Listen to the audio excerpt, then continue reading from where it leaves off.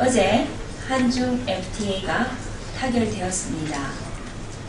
한국과 중국은 30개월 동안 14차례에 걸쳐 한중 FTA 22개 분야에 대해서 세부 내용을 신중하게 검토하였습니다.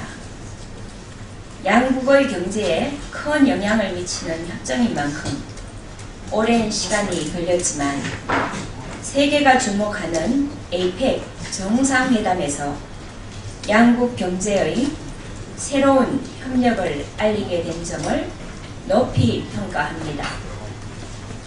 내년부터 한국과 중국 시장 90% 이상의 상품이 개방됩니다.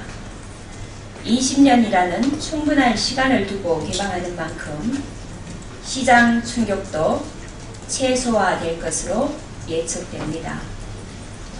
우리나라는 이미 EU 28개국, 아시안 10개국, 미국, 인도, 터키 등 전 세계 많은 국가들과 FTA를 체결했습니다.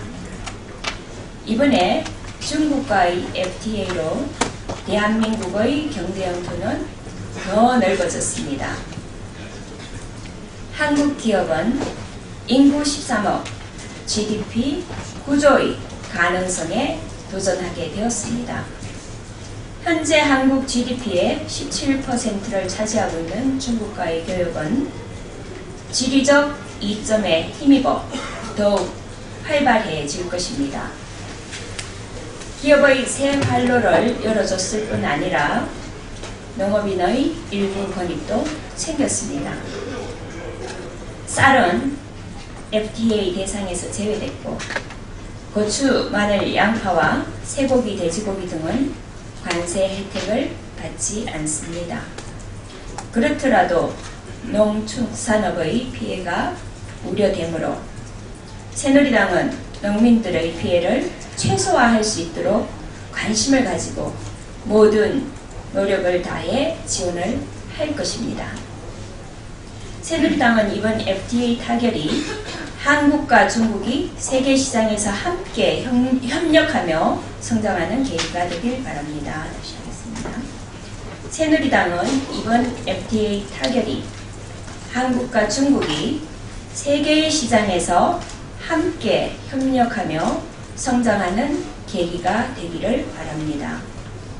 아울러 야당은 국회 비준이 차질 없이 처리될 수 있도록 협조를 부탁드립니다.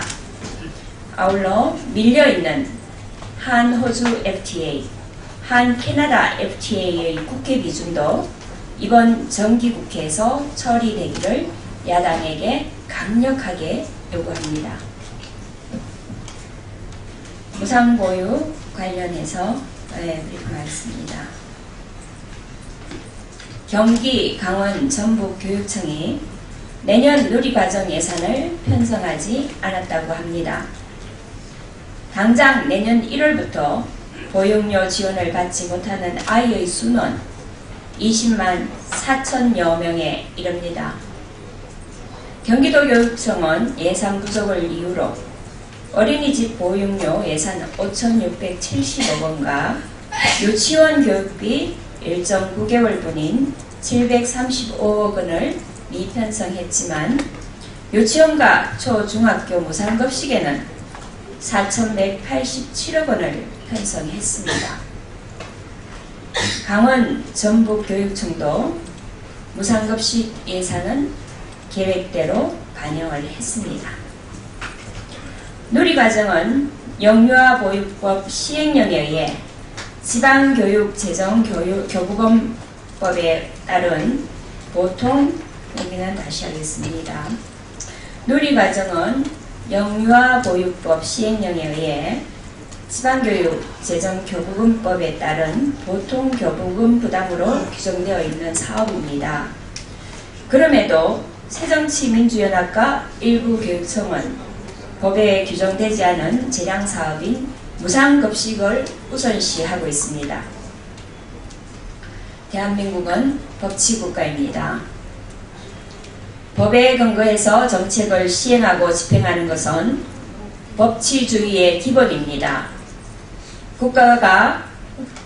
국가기관이 드러내놓고 법을 거스르면서 국민에게 투철한 준법 정신을 바랄 수 있을 것입니까? 당장 곤란한 상황에 처한 맞벌이 부부들은 여야가 함께 통과시킨 법으로 약속된 제도가 재량 사업에 밀려 중단될 것이라고는 상상조차 하지 못했을 것입니다. 법적 의무사항인 누리과정보다 재량 사업인 무상급식을 우선시할 것을 종용하는 새정치민주연합은 민무신분립이라는 말을 명심해야 할 것입니다. 새누리당은 누리과정 예산 미편성 문제가 조속히 해결되어 피해를 보는 국민들이 발생하지 않기를 바랍니다. 아울러 지방교육청에 누리과정 지속을 전제로 한 아울러 지방교육청은 누리과정 지속을 전제로 한 대안 마련을 위해 진지하게 노력해 줄 것을 촉구드립니다.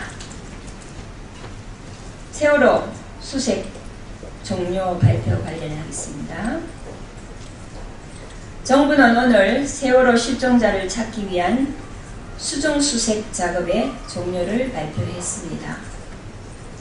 이주영 해양수산부 장관은 대국민 발표를 통해 수중수색 작업 종료를 발표하고 앞으로 2년 등 선체 처리 과정에 대해서는 해역 여건, 선체 상태 등에 대한 기술적 검토를 하겠다며 실종자 가족, 전문가 등 의견 수렴과 공론화 과정을 거쳐 적절한 시점에 중앙재난안전대책본부에서 결정을 할 것이라고 말했습니다. 새누리당은 정부의 발표를 존중합니다. 사고 수습 기간 동안 애써주신 잠수사를 비롯한 군, 경, 소방 등 관계자와 어업인분들, 자원봉사자분들, 또 그리고 진도에 계시는 여러분들의 노고에 진심으로 감사를 드립니다. 또 사고 수습 과정에서 희생하신 잠수사, 소방관, 군경 공무원분들의 명복을 빕니다. 200일이 넘게 진도에서 가족이 돌아오기를 끝눈으로 지샌 실종자 가족 여러분들께 진심으로 위로의 말씀을 전합니다. 세월호 사고의 피해자와 가족분들의 몸과 마음이 하루속히 치유되기를 진심으로 기원드립니다. 앞으로 마무리 수습 및 피해자 지원 등에 관한 후속 조치가 현재 입법 중인 세월호 피해 보상 특별법과 재난관계 법령 등에 따라 차질 없이 진행될 수 있도록 정부 등 관련 부처의 긴밀한 협조를 부탁드립니다. 지체장애인의 날에 대해서 발표하겠습니다. 오늘은 11월 11일 지체장애인의 날입니다. 한국지체장애인협회가 지체장애인들이 신체적 장애를 딛고 숫자 11처럼 힘차게 우뚝 일어서길 희망하는 의미에서 지정한 날입니다. 지금까지 지체장애인에 대한 처우와 인권은 조금씩 개선되어 왔지만 장애인들이 사회 속에 더불어 살기에는 어려움이 많습니다. 지체장애인을 배려하는 시설물들이 많지 않아 이동에 어려움이 큽니다. 지체장애인에 대한 차별과 왜곡된 시선 때문에 지체장애인들이 사회에 나서는 일에 부담을 느끼는 것도 사실입니다.